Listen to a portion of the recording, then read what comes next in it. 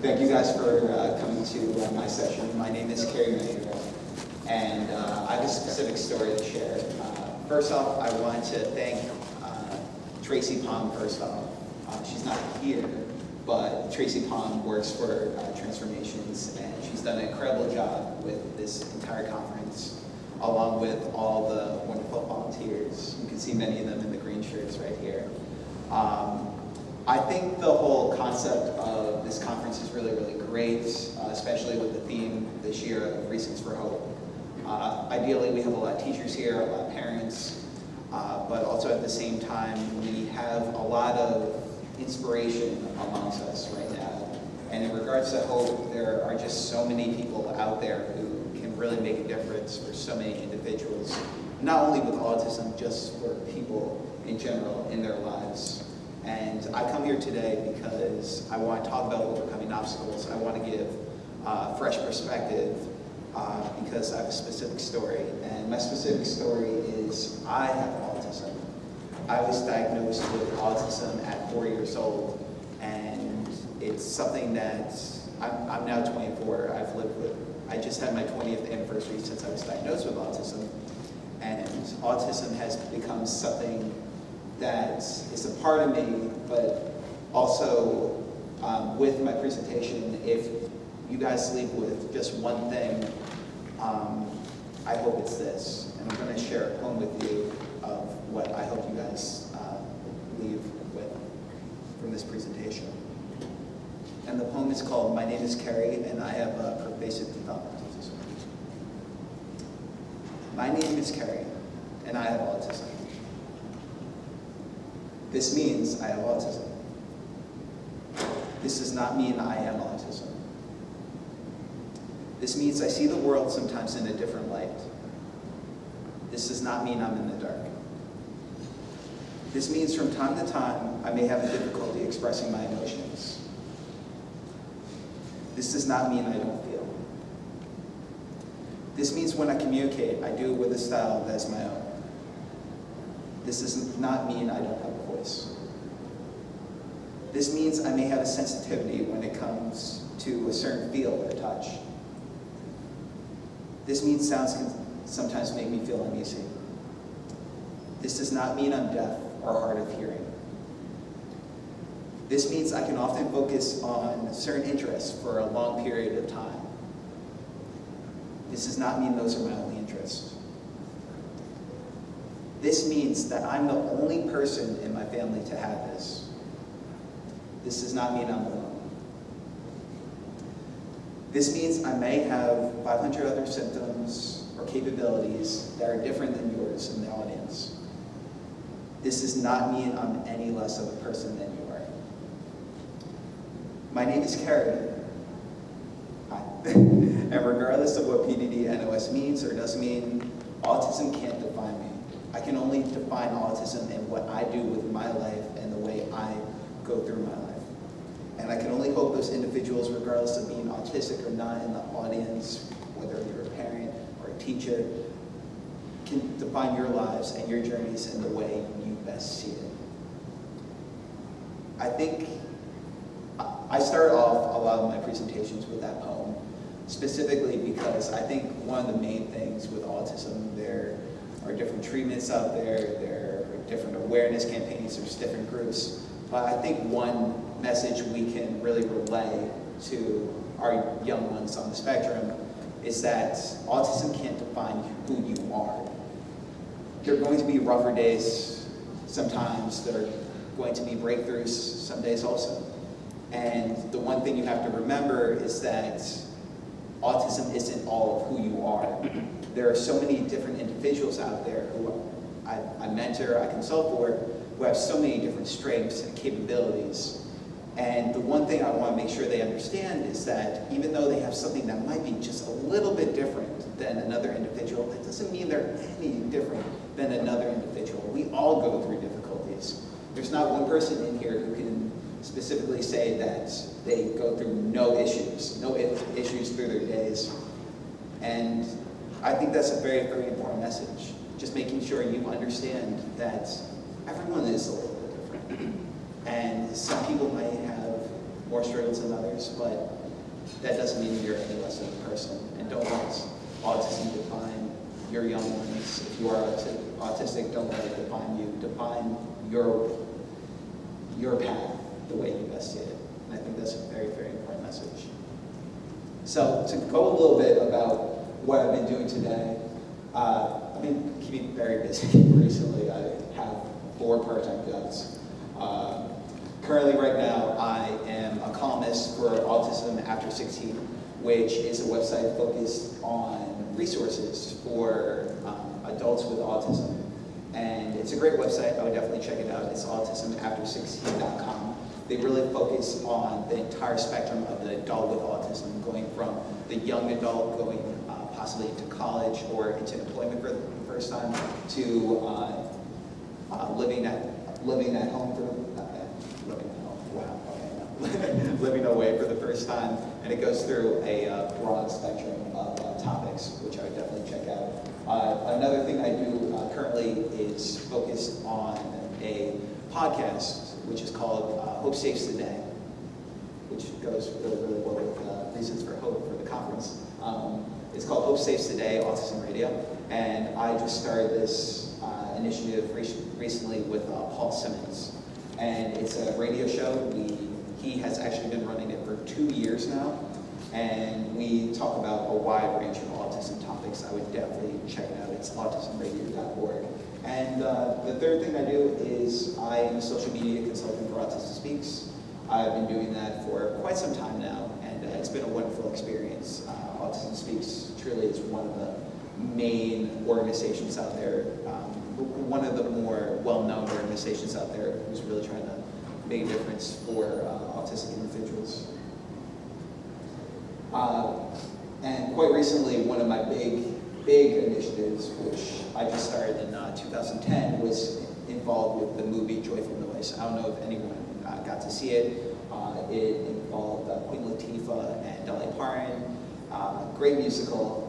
I've always been like a music nerd, so I was very, very happy when in late 2010 I was given the opportunity by the director. The director wanted to focus his film on making sure one of the characters in the film has Asperger's syndrome. He's a 14-year-old who's the son of Queen Latifah's character, and they wanted a realistic portrayal of someone with autism. So the director of the movie, Todd Graff, actually heard of some of my work before and actually asked me to be a part of it, which I was like, okay, you're a director, I'm just a kid, I'm a junior in college, and I'm just trying to live my life, but if you want me to help you, I'll do my best. So we literally sat down a few days later in New York, got lunch, literally went through the script, 80 pages, fun times. It was kind of a long lunch, but it was fun times, and I got to tell them what autism really is, what are different characteristics that a character of autism might portray, and going through my own experience as a teenager with autism and with all that. And the movie came out last January, and I was just thrilled. I was actually got a ticket to go down to Hollywood to actually, which was really cool. I'm a Lakers fan. I don't know why. I'm from New Jersey, but Lakers have always been like my team. I received a credit at the end of the movie. I was the last credit in the movie, and it was really, really cool because the lights were down, so no one could actually leave through the credits. So everyone had to wait through the credits. And I was like, oh my God, oh, that's me. She's like, yeah, Kerry, I know. And I was like, okay, this is cool.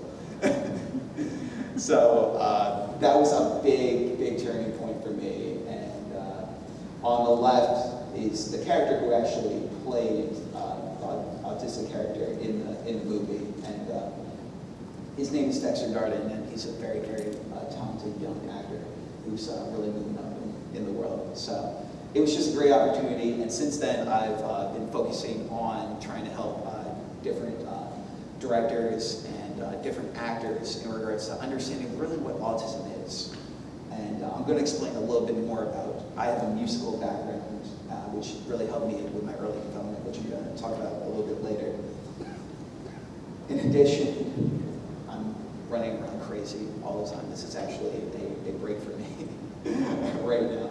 But I am currently in the process of starting my own nonprofit organization focused on special need housing for individuals in the tri-state area where I live in New Jersey, New York, and Pennsylvania. There has been a big need for special need housing, not only in where I live, but just in general, because there's really no specific way of focusing specifically on autism with special needs. There are so many different wide spectrum of where you can focus special need housing on, more focused on physical disabilities, let alone autism. So we're really trying to focus right now on what are some of the main things that a special need housing would need in regards to an individual with autism. Because obviously many of you know autism is very broad. It's a disability. If one of my colleagues were having a conversation the other day, and it's true. If you know one person with autism, you know one person with autism. That individual is so unique, and it's so unique than the next individual you're going to meet. And this is really the truth.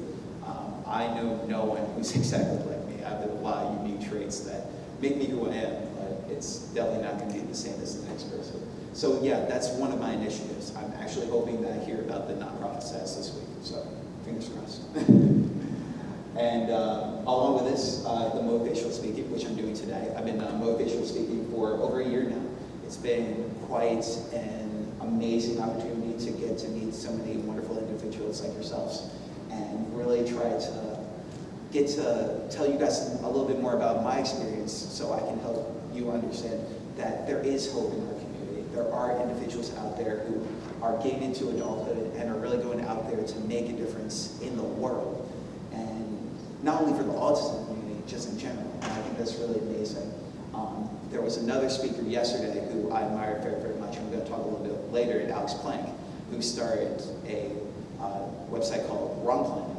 And Wrong Planet was focused on getting members of the autism community together to discuss autism, but also have a community of people in our who could really just talk about autism, what are the characteristics of autism, and it's skyrocketed. He has 70,000 members on there. He has like 1 million discussion posts on the forums. It's really amazing site. If any of you ever check it out, it's wrongplanet.com. It's definitely a great watch. And me and Alex will be doing a symposium tomorrow in this room at 10:45. If you want to check it out. If I'm doing a good job today, let me know, and then come back tomorrow. But so that's another thing. And I'm also working on 2 books. My first book is focused on my college life with autism. I won a scholarship with the Autism Society of America in 2007. And it was given to high school individuals going into college for the first time. So they picked 5 outstanding individuals with autism around the country. And one of the things I noticed when I got the opportunity to go down to that conference is that there really hasn't been a focus primarily on a book which has focused on college on the spectrum. And that's really what I want to really promote. I'm currently right now in my 2nd year of grad school at Seton Hall University in New Jersey. And as soon as I graduate, hopefully, I'm a semester away. As soon as I graduate in December, I'm hoping to have the book finally done, the manuscript done, and then being able to sell it at a discounted price for individuals looking to go to college. So that's another initiative I'm doing. And one of the initiatives I ran through with Autism Speaks is I started to become a youth delegate for the United Nations and really trying to focus. I really haven't understood the whole autism reform situation going on. In my hometown, I have been following up with immigrants and insurance and what there is out there. But on a wide spectrum, I really haven't been that focused until a year ago when I had this opportunity to sit down with a bunch of youth delegates with different disabilities and really get to hear about how they're making impacts. There was one individual with ADD, there was one individual with ADHD, Down syndrome, dyslexia. There was just a wide spectrum. And then when I was looking for autism, I was like, there's really nothing with autism and youth delegates. And the one name of a standout youth, well, I guess he's still considered a youth delegate, is Eric Newman, who's been just a big advocate for autism needs, who is on a special need council for the president right now, who's been doing great work. But he's become one of my big inspirations also. So just through that, I'm really trying to focus on autism reform and really trying to get out there that autism reform is important. I know how much my parents spent in regards to insurance and therapies when I was growing up, and we really want to make sure that the next generation of Kerry Magros don't have to worry about those same difficulties. So we're trying. It is a long process, but hopefully we are making strides every single day. And one of the big things that has really helped me with my motivational speaking and getting my voice out there to the autism community is my video blog. I started a video blog in September called My Autism, My Voice, focused on my voice, focused on spreading awareness for different topics of autism, and really helping parents out there with children on the spectrum. On the left is actually my first YouTube video I did in September, and it was entitled My Story. Basic 3-minute video. I talked about a little bit of who I was, and I talked about my diagnosis. I talked about who I was as an individual when I was 4, and now I talked about what therapies I went through and where I am today. And on the right is actually my blog, which is on Blogger. It's called myautismmyvoice.com, and I embed all the videos into the blog, and then along with videos, we do different topics with different guest speakers, guest posters who post on the blog, along with we focus on different topics about spreading awareness for different people with autism who are doing a lot of great self-advocacy today, and a lot of different topics. But we also try to focus on the whole discussion of some of the more debated topics out there in the autism community, such as having autism versus being autistic. When I was growing up, when I think I first realized what autism was, enough to understand what autism is and how it impacts me in my life, I thought I had autism. And what I've been realizing as I grew older, which is the whole discussion I discussed earlier about autism being a part of me, is that I was an autistic individual. Autism there's a great example from a blog I was reading. It's, if you have a ball, pretend I have a ball. If I have a ball and I throw it, and I was like bouncing over there, and it's going all the way over there, so it's there.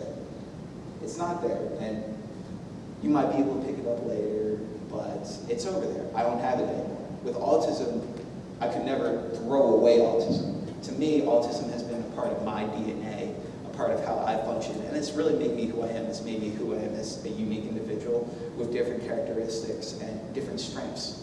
And I think that's the main focus.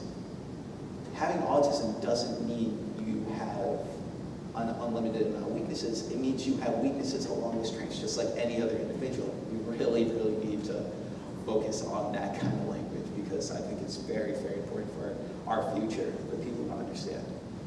And another video blog I do, which is through my work with Autism Speaks, is called Kerry's Corner. And this is another one where we're focusing on autism-related topics, but also on the whole aspect of fundraising and trying to really get money for the research of autism and really make strides for that. One of our big initiatives really right now is we have 31 states right now with autism insurance reform out of the 50 states. And Delaware, hopefully, in a few weeks, is going to be number 32. And as soon as we do that, we're really, really hoping that we can get more delegates, more congressmen to get on board. Because honestly, right now, we have 31, about to be 32 states that have autism insurance reform. It's really just making the states look bad if they're not coming in right now. We started off with so many little ones. We had 5, and then we had 15, we had 16 for a while, and now we're at 32. We doubled that, and it's been a long road, but we have the majority of the states now, and if they're not getting on board, they need to. So again, it's basically the same concept as my Autism My Voice video blog, but it's highlighted on the Autism Speaks Light of Blue Initiative for April, and we just extended it after April ended to focus more primarily on autism-related topics.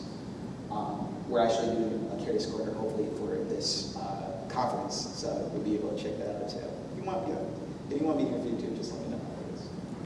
We'll get you set up. No. It's an extended video series, and yeah, it's been a lot of fun. I've had a lot of opportunities. I last month was down in Dover, Delaware for an Autism Speaks 400 race, where I got to meet a lot of race car drivers, Jeff Gorian, Danica Patrick, Dale Earnhardt Jr., great guy, and a bunch of different other individuals. I don't know if we have any NASCAR fans over here, but and just a lot of Autism Speaks events, got to go down and highlight their events. So it's been really, really fun so far. So, okay. So I've spoken a little bit about what I'm doing today, and now I really, really, really want to harness on where I came from. And where I came from starts all with the diagnosis, my diagnosis. I was diagnosed with invasive developmental disorder, not the one specified, when I was 4. I was diagnosed very, very close to my house in Jersey City, New Jersey, at a hospital called Hackensack Hospital, 20 minutes away. And the big thing with my diagnosis, which I'll dabble a little bit into later, is it took a very, very, very long time for me to be diagnosed. Granted, I'm 24 now. I was diagnosed in 1992. And during that time, there was so very little known about autism. If many of you know, the Americans with Disability Act was signed in 1990. And when that happened, that was really the turning point for our disability movement. That was the turn for everyone to understand what autism is, what other disabilities are, and that they are out there and that they're spreading and more diagnoses are happening. So therefore, we must be ready, and we must be ready for the future generation. And so I was diagnosed with 4. My family knew nothing about autism. It was just not out there. It was 92. It really wasn't out there at all. Doctors were not optimistic. I'm going to go into a few characteristics I had when I was younger, but it was just very, very challenging. It really was. Being diagnosed in 92, these are some of the numbers of autism. 1990, it was 1 in 500. And it's kept going down since then, but the big thing with autism back then was autism, unfortunately, was getting very, very misdiagnosed. It was really going through the cracks in many instances because of the fact that a lot of people were comparing autism to mental retardation. I don't know if anyone is very specific about that topic, but it was very, very big back then. It was just a lot of the characteristics that a lot of doctors were saying were comparing both of those together, especially when it came to IQ tests and really making sure they understand what's going on. It was very, very big back then. So we have done a lot of work. One of the big controversies which happened to me when I was diagnosed was I was tried to be re-diagnosed in 94, at 93, 94, and Asperger's had become a definition under the DSM until 94.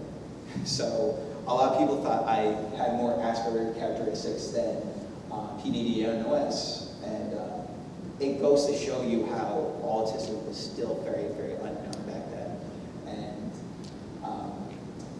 one of the big things which I was told back when I was a kid, I was about 7 years old, and I was told by a physician that when I reached the age of 30, that adults with autism would be as well known and as focused on as compared to early intervention and child services. I'm 24 now. I have 6 years to go. I don't know necessarily if we are there yet. The popular image from what I've seen in regards to autism has been squarely focused on children, early intervention, and focusing on that. And I'm not trying to downplay that at all. my main focus, the number one thing I say which could lead to individual progressing is early intervention, and it's basically the main key. But we also need to focus on adults with autism now, specifically because in the next decade, we're going to have over 700,000 children who are now going to be reaching adulthood with autism. And if any of you have an adult with autism in the room, there is a lot of complications that come when he or she hits 21. It's, where do we go to now? Does he live independently? Can he live independently? Do we need to put services in place? It's a huge, big situation. So hopefully we're making strides for that also. Growing up with autism, going into a little bit more about the characteristics I had severe sensory integration issues, primarily focused on, one of the big things was I was nonverbal until I was 2.5. So when I was growing up, my parents thought, even though my speech was picking up as I grew older, the thing that my parents were very, very worried about was that I was going to regress in regards to communication as I grew older. And one of the big things for me was speech development was actually one of my strengths. As I got older, I was able to speak up more and really make up for lost time. Not really supposed to, but I just took 2.5 years and just decided to speak it up a little bit more.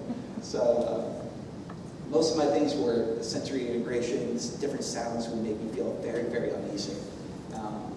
Cognitive, motor delays. I had a lot of motor delays. I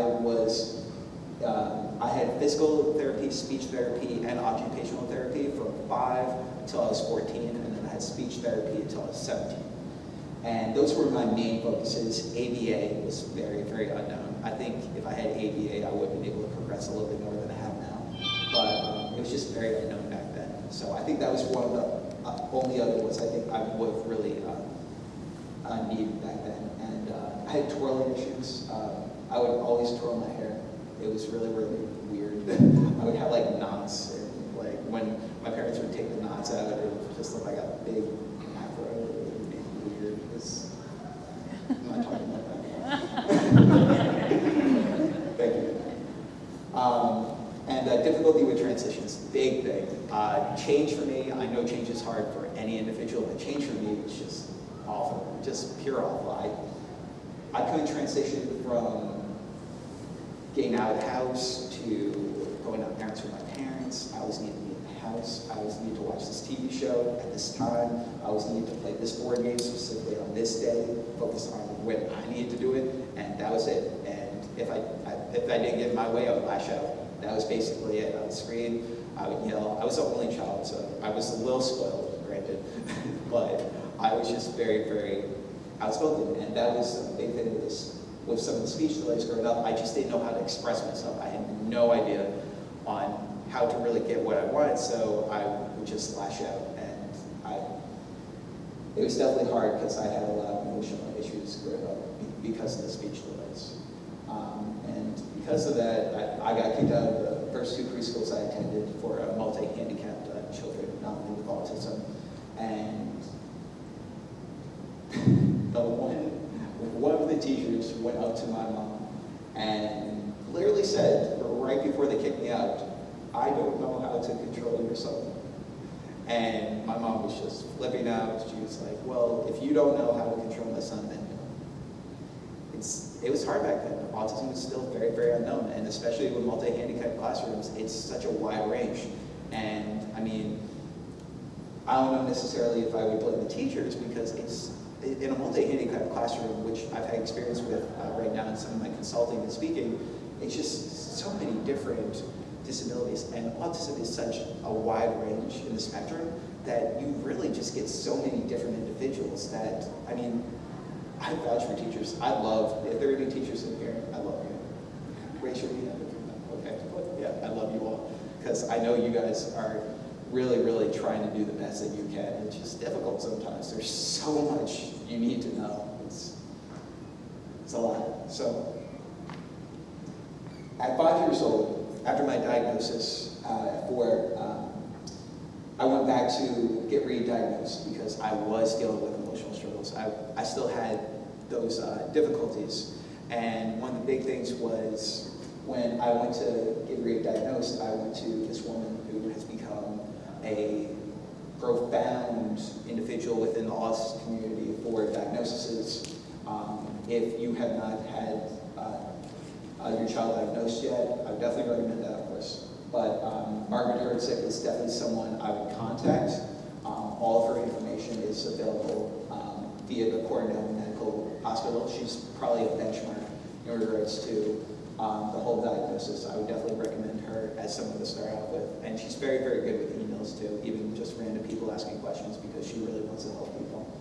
And so I was re-diagnosed by her, and one of the big things she told my parents, which I wouldn't know until years later, was that my future was very, very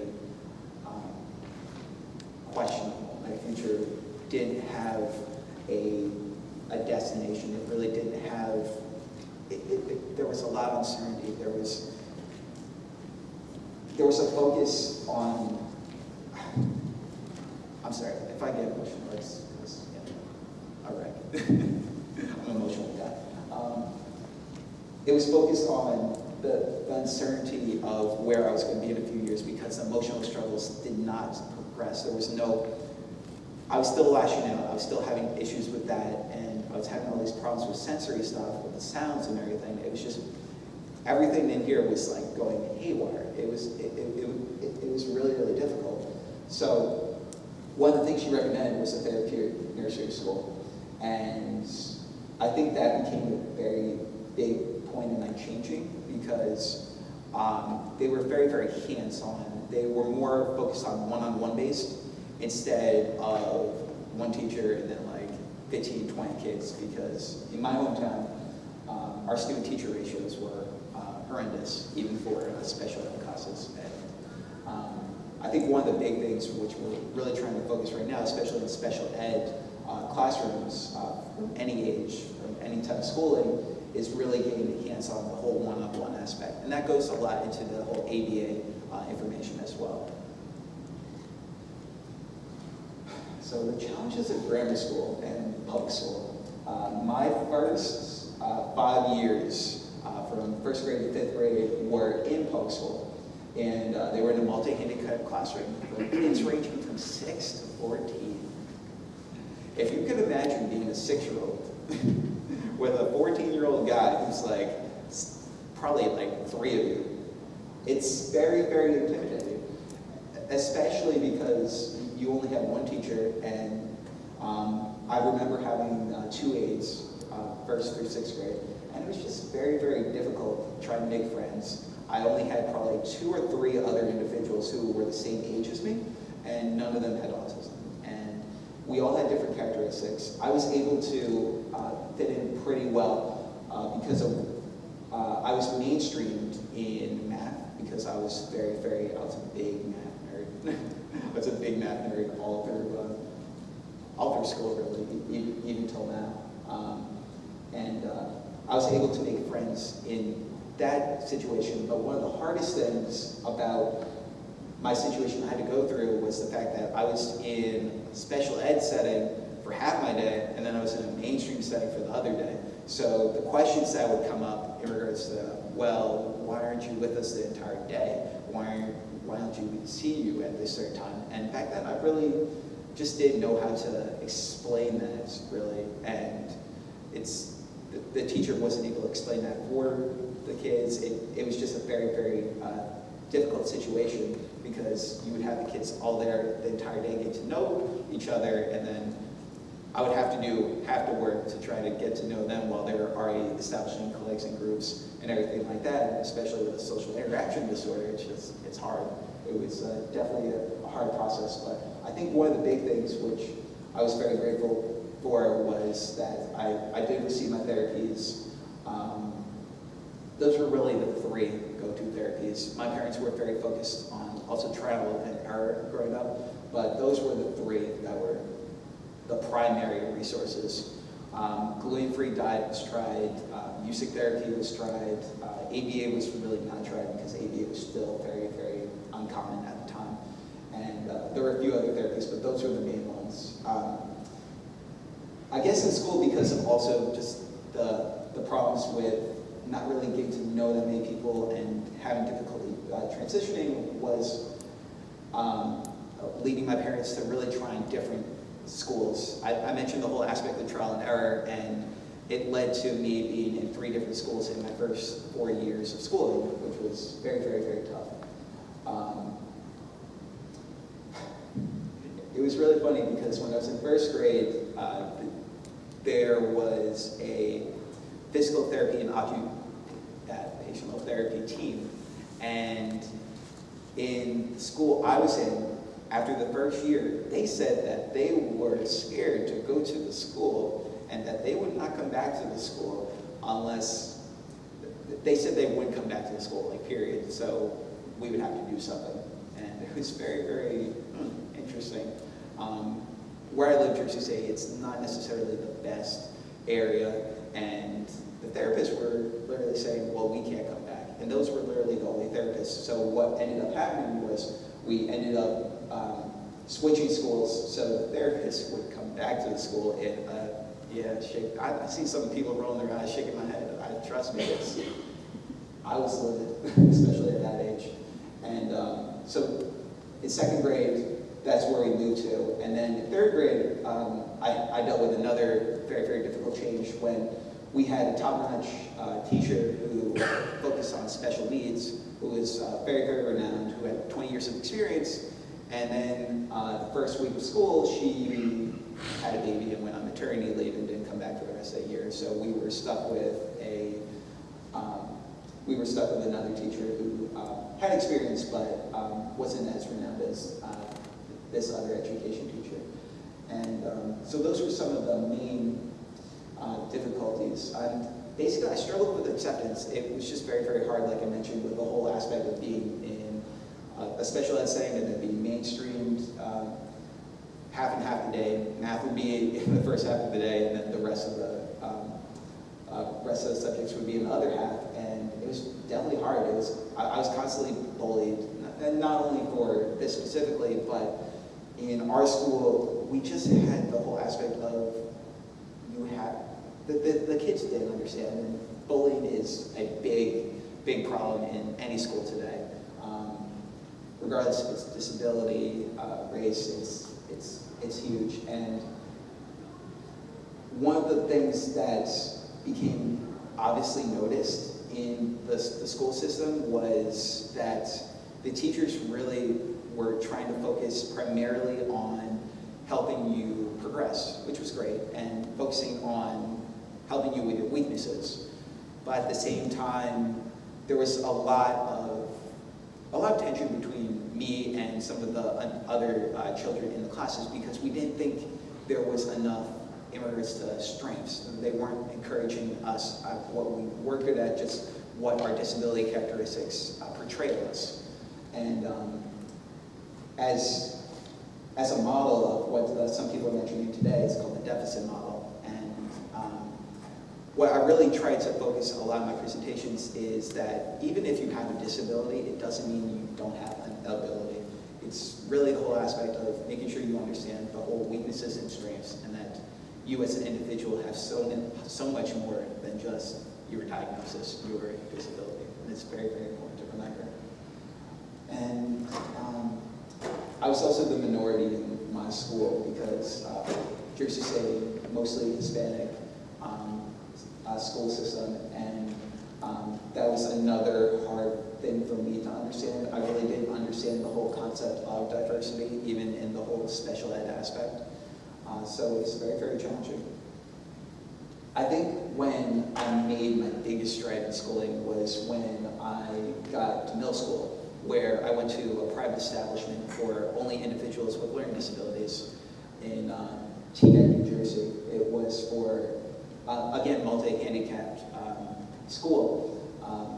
From 5th to 8th grade, it only had 160 students. It was a 1 to 8 student-teacher ratio, or the other way around, 8 to 1. I keep mixing that up. But, and it was focused specifically on rewards, making sure there was a reward system put in place for performance, but also a reward system for just trying your best, which I think I really, really appreciated. I've never gotten so many rewards for participation in my life, I would think, and it was amazing because I was still dealing with a lot more difficulties back then. So to have someone say, good job, you're doing a good job, and to really build a positive reinforcement is really, really something I think I carried on to, especially now, because I'm always trying to smile, always trying to give positive feedback. I love hugs. It's sometimes a little all over the place, but still. So there was that. And we had PT embedded into our PE course, which was something very, very unique to our school system too. I can't tell you how many days would transition from playing dodgeball to basketball to all of us sitting down in a circle and playing with Play-Doh and like really trying to work on our hand skills and everything. It was really, really cool.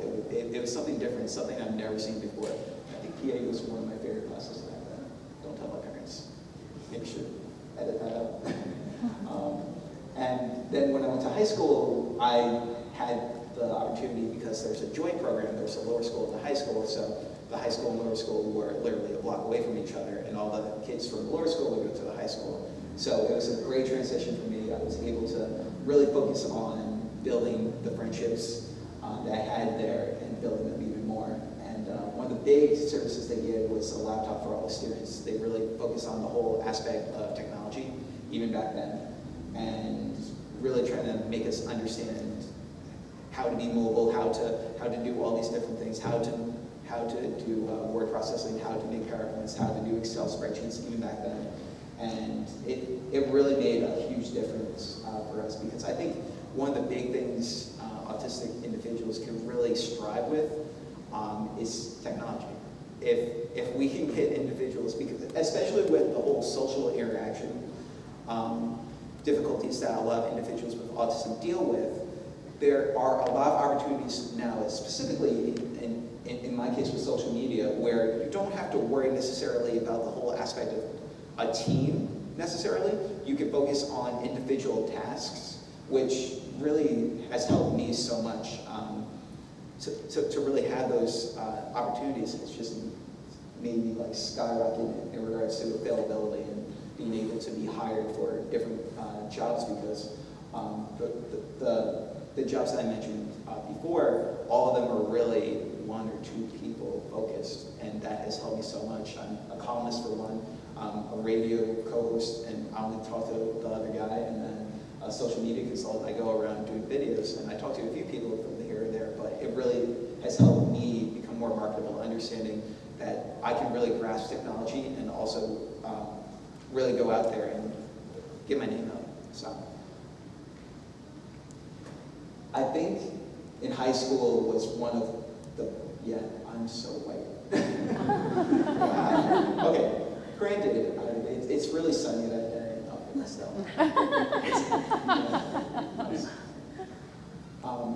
Okay, but basketball made me understand how I could take my main focuses and understand that if you have a passion for something, you can really make it into something that can really go a long way into your development. I think basketball was one of my first loves.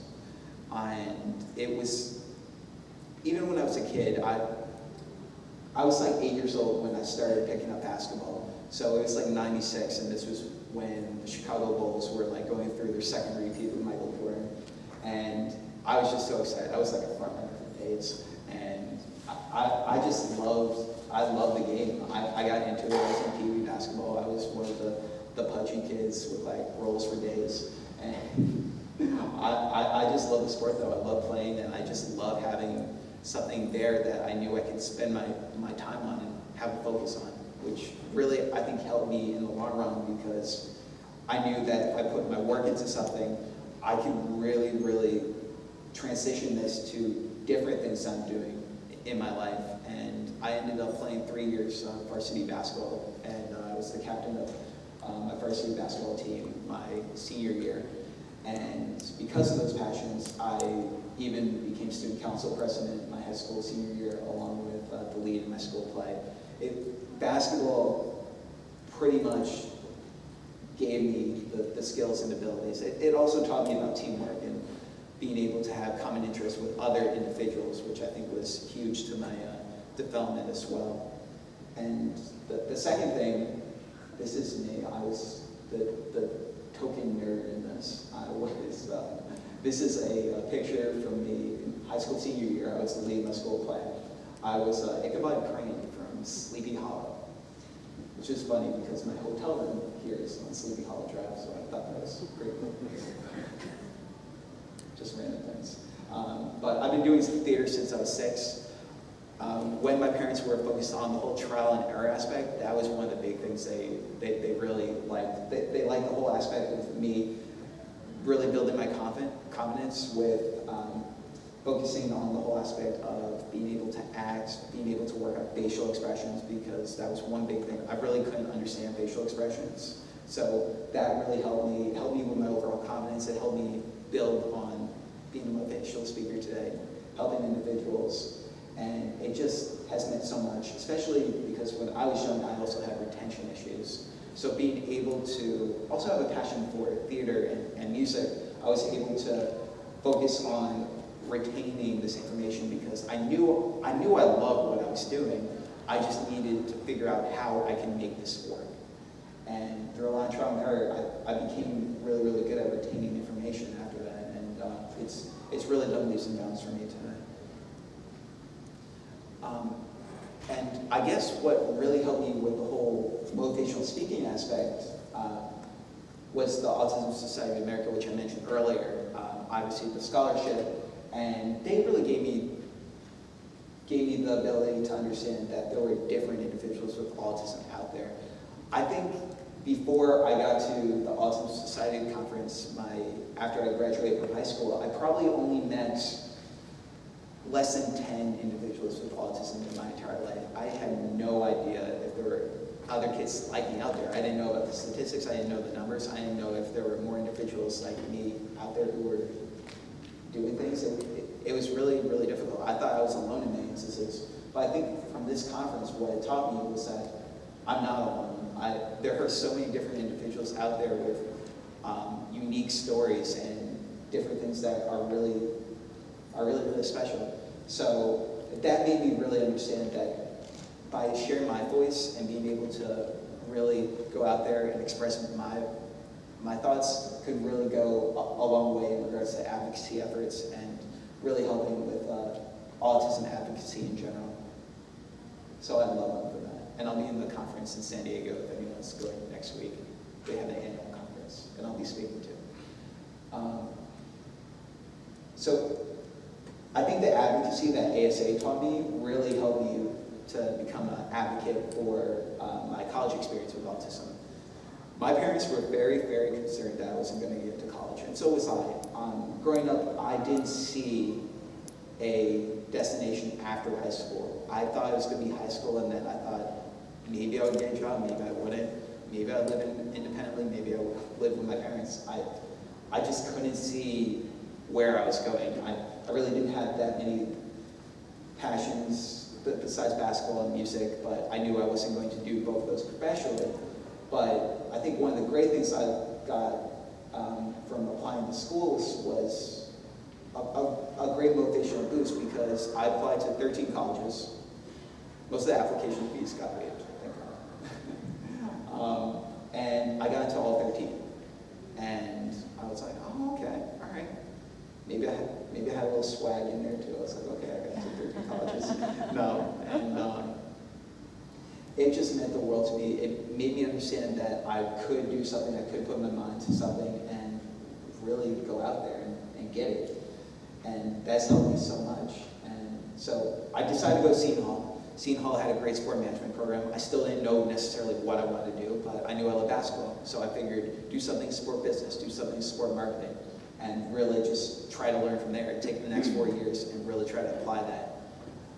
The problem with that was that the disability support program there, I mean, granted, a lot of disability support programs are still getting up there in regards to colleges, because our disability support service at Seton Hall, we only have 1% of our population has a registered disability, and they still have that to this day. And it really wasn't the focus.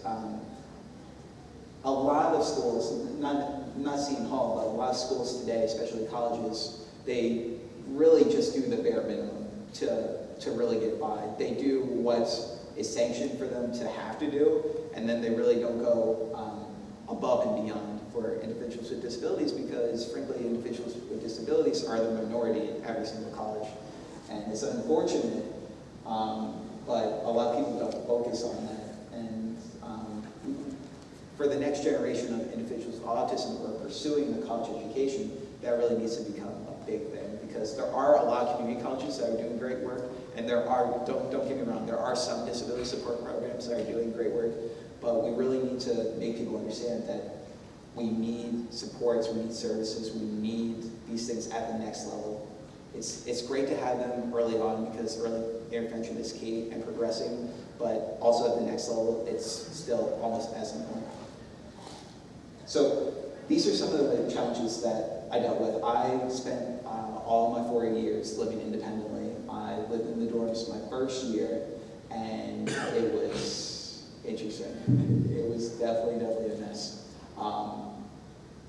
But one of the great things about living in the dorm, which I was able to get, was a disability single, which I think did a lot for me.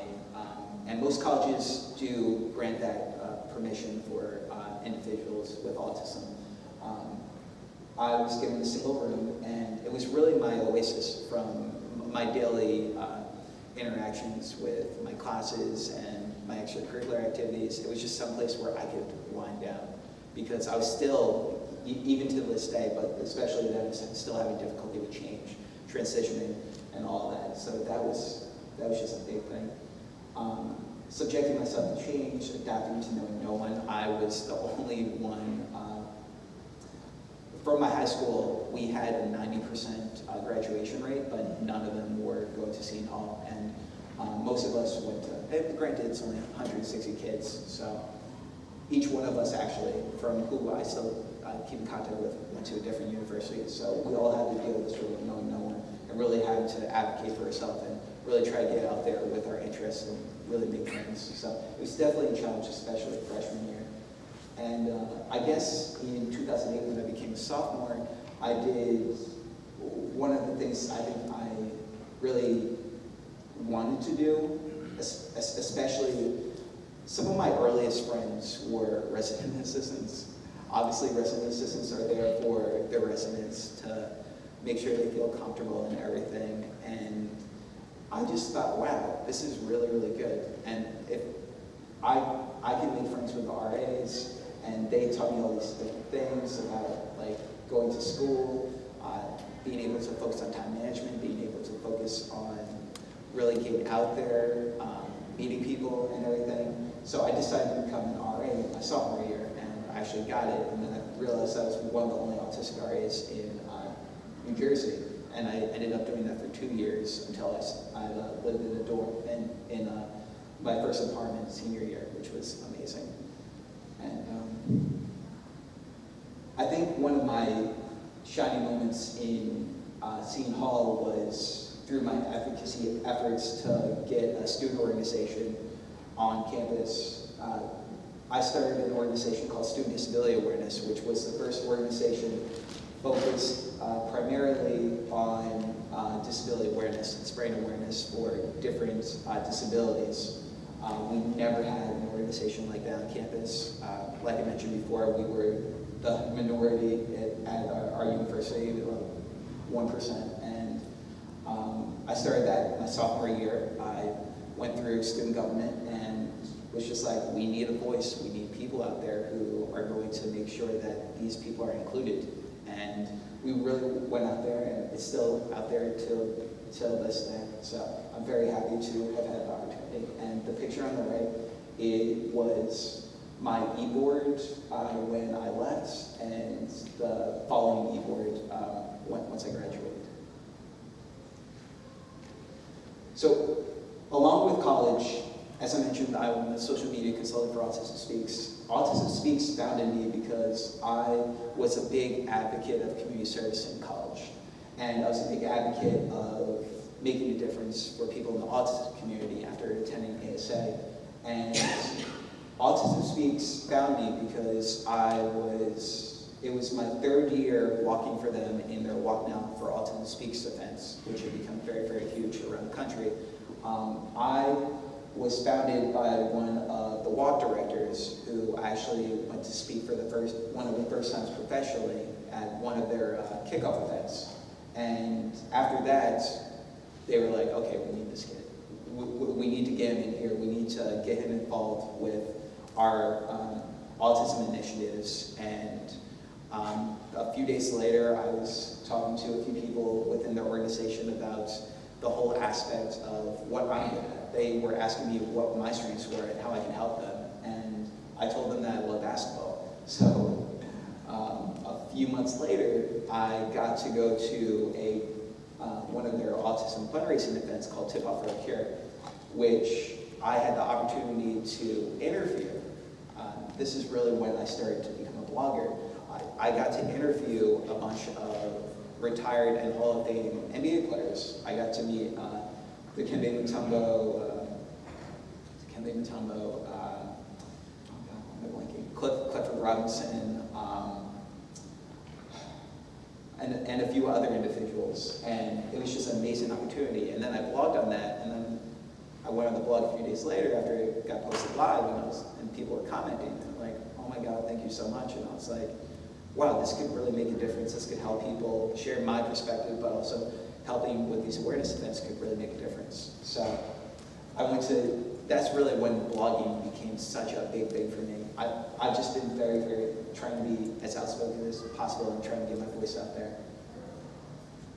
So then the day came when I graduated from my undergrad at Seton Hall University. It was something with a lot of emotions, a very bad haircut. Yeah. And it just led to so many different emotions.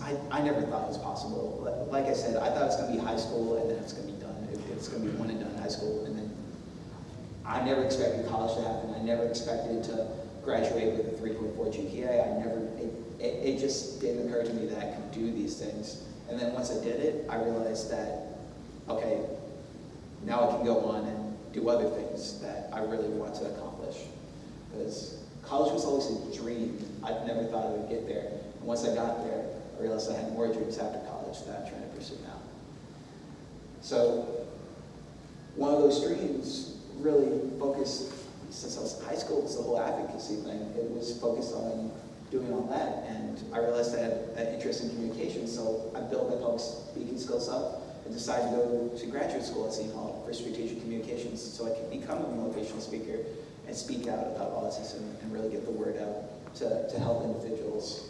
So it's really just been focused on trying to help the next generation of kids. That's been my focus with any speech I've been trying to do. Trying to focus on the whole adult aspect, but also try to focus on where we are going in our future for these individuals. So hopefully we'll be graduating in December. And yeah. So 20 years later, just to go off on a little summary of how I got here, I couldn't be here without my parents. I look in the room with a bunch of parents here. Cynthia's over here, and Cynthia has been an amazing individual, an amazing parent for the autism community. And I just am blown away by how many people out there, how many individuals such as yourself are making a difference for your loved ones. I mean, not every day is rainbows and sunshine. And I mean, but at the same time, you are doing things because you want the best lives and opportunities for your son or daughter, and I think that's amazing, and I commend you for that. And also with the theme of the conference, you guys are the reasons for hope. Each one of you gives your time and your commitment to making sure that your loved one lives the best life possible, and that's amazing. You may not see it in yourself every single day, but that's what you're doing. It's really great. Again, early intervention. I think it's the biggest thing. It was also for me. Like I said, autism was still very, very unknown. So when I was diagnosed at 4, a lot of people would say being diagnosed at 4 now is kind of a little bit later. But for then, it was basically on key for when individuals were being diagnosed. And I had great supports.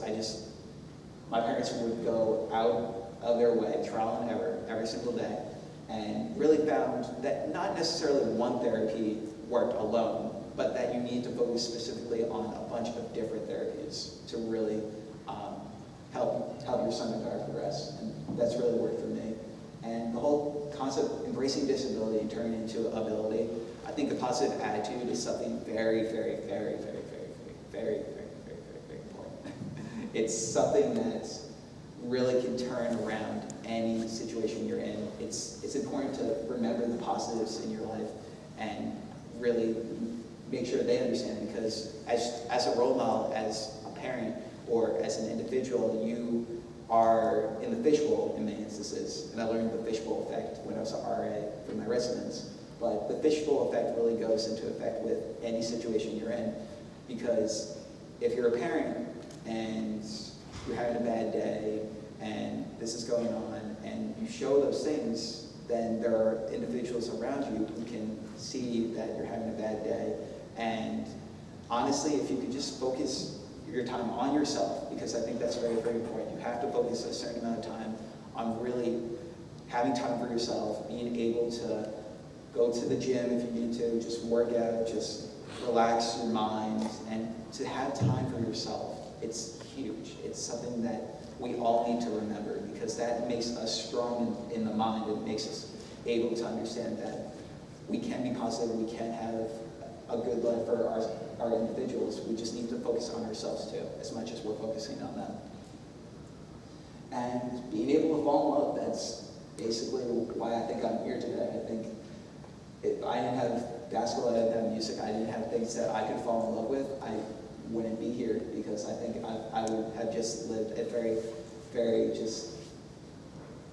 it would just be life. It would just be like not even anything. I think being able to fall in love with my passions really has just made me so much stronger as an individual and making a difference. I've been wearing a wristband for about 5 years now. And it was something that I wanted to start off with as soon as I started college. I told my parents that I wanted to focus my whole entire theme, my whole entire life on the aspect of making a difference, not only for individuals on the spectrum, not only for individuals in my life who I love and care for, but for myself, and to make sure I'm trying to progress every single day. So making a difference has become a symbol of what I want my life to be, not only for me, but for individuals out there. And along with that, these are some of my autism inspirations and people who are making a difference so much, who have inspired me when I've been in the autism community. 4 of the individuals do have autism. Alex Plank, who I mentioned earlier, from Wrong Planet. John Scotty Holman. Sky was actually supposed to be at the conference, had a minor delay, so couldn't be here. And he's a great individual. He has a lot of video blogs as well. And he's a motivational speaker. He's actually a few years younger than me, and he's coming out with a book, which is really, really cool. And I hope you guys should check it out, because the foreword from that book is from John Robinson, who is also on this list. And John Robinson has done so much for the autism community. I don't know if you guys had the opportunity to check out his book, Look Me in the Eye. It was a New York Times bestseller, and it's amazing. I love it. If you read the first 3 pages, you're going to love it. Trust me. If you don't, let me know. I'll give you some money back. I'm a poor college student, so I'll give you a few bucks. But yeah, he's just been so phenomenal, and he has a son also on the spectrum, and he's just a great motivational speaker. And definitely check him out. He has a few YouTube videos up as well. Temple Grandin is obviously the main person. She spoke at the conference here last year. She was the keynote. She's done a miraculous job. She's run books. She's run a bunch of books. She's really embraced who she is. And if you've ever met Temple Grandin, you will know she's probably one of the most unique and amazing individuals you're ever going to meet. There's not one person anything like who Temple Grandin is. And that's awesome. I think in the first time I ever met Demogran, for the first 5 minutes, I was like, wow, you have, like, whoa, you're not like anyone I would have ever expected, like, at all. Like, who are you? But really. So she's just amazing. And also a parent on there who I think is doing great work, Laura Schumacher. She is from San Francisco, and she has a blog on the San Francisco Chronicle. And she does an amazing blog. She did a book on her son who has autism, who's now an adult, who's a few years older than me, and it's called A Regular Guy Growing Up with Autism. It's an amazing book. It's definitely a must-read, especially if you have an individual going into adulthood with autism. So those are some of my autism inspirations who keep me in the right mindset in regards to understanding what autism is today. And I think specifically now, I just really, really want to grasp the whole aspect of the autistic adult today. I really try to focus a few minutes in every presentation I do on the whole aspect, because I think a few years ago, I was looking on Google. Like, I was just doing a random Google search for autism. And I typed in autism, and probably on the first 3 pages I looked at, out of the 75 search options that were there was only one that was focused on an adult with autism. And the other 74 were focused on early intervention, were focused on kid stories, public schooling, and all these different areas. And I'm thinking, well, where's our voice? Where are we going in our autism community? Because there is the concept, there is a lot of people who think that autistic individuals, especially more higher functioning autistic individuals, grow out of autism when getting into adulthood, and I can tell you that is not the case. Autism is, I've never been too confident in the whole aspect of a cure. I think, like I've said, autistic is just a part of your DNA. You're always going to have some of those characteristics in you. Regardless if you're able to progress in some areas, you're still going to have parts of you that make you unique in who you are as an individual. But like I mentioned before, there are over 1.5 million Americans, and there's probably more now with the new CDC, saying 1 in every 80 are diagnosed with autism. So there are a lot of individuals out there, and there are going to be a lot of individuals in the future. Primarily, I think these are the 5 aspects that we really need to make sure that our young individuals learn about adulthood, and especially early on, if you can just let them understand about some of these concepts, I think it would make a world of difference. Employment is the big thing. I'm constantly getting emails from autistic adults asking, how do I get a job? Where do I get a job? How are you able to manage 4 jobs, let alone 1 job, and do all that? And it's a lot of work, it's a lot of trial and error, but also at the same time, it's really finding your niche, and then finding an area and a place where you can do that to the best of your abilities. For me, it was just being focused on writing and being able to focus on things I can do individually instead of the whole team aspect. That was something that worked for me, and I think it's something we need to really focus on for our future, especially in the recession. Insurance legislation, I mentioned that a little bit detailed earlier. It's big today. Autism reform is becoming more known. We are doing great work. I met with Senator Menendez from New Jersey last year in regards to the Combating Autism Reauthorization Act. And I think from my experiences meeting him, and he's one of the champions of autism we have in Congress today.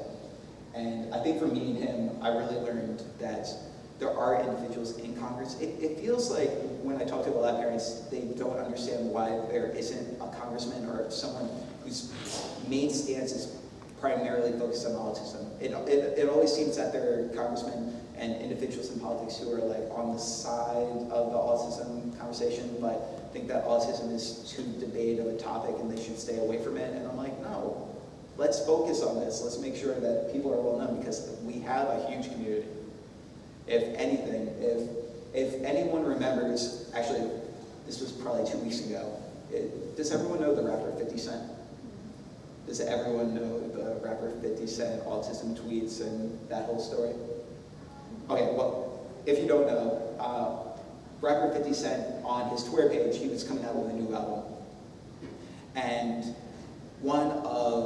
he actually received a death threat on his Twitter, and it became this huge big deal because 50 Cent retweeted the guy who sent the death threat and saw a picture of on his Twitter feed of himself and said something along these lines of, "Fool, you look autistic." And then, yeah, unfortunately. And then after that, he also followed up saying, "I don't want no special ed kid following me on Twitter, go follow someone else."